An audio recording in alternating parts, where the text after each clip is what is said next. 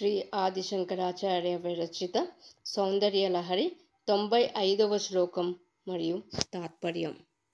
పురారాతేరంతః పురమసి తతస్వచ్చరణయోః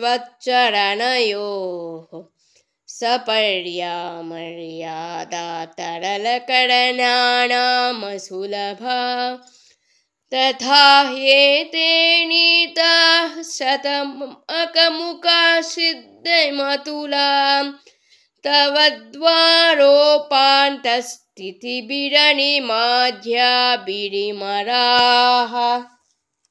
తల్లి, నీవు త్రిపురాసుర సంహారకుడైన పరమశివుని అంతఃపురానివైన పట్టపు రాణివి.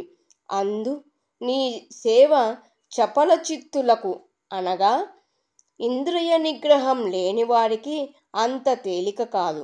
అందువలననే ఇంద్రాది దేవతలు నీ ద్వారం అనగా భూపురం వద్దనున్న అనిమాది సిద్ధులతోనే అసమానమైన తృప్తిని పొందుతున్నారు. అనగా బిందుస్థానం వద్దనున్న శ్రీ మాతృచరణ సేవ జితేంద్రియములైన అంతర్ముఖులకే సాధ్యం. అంతేకాదు, ఇంద్రాదులకు సైతం అష్టసిద్ధులు లభిస్తాయి. కానీ అమ్మవారి పాదసేవా భాగ్యం లభించదు అని భావం.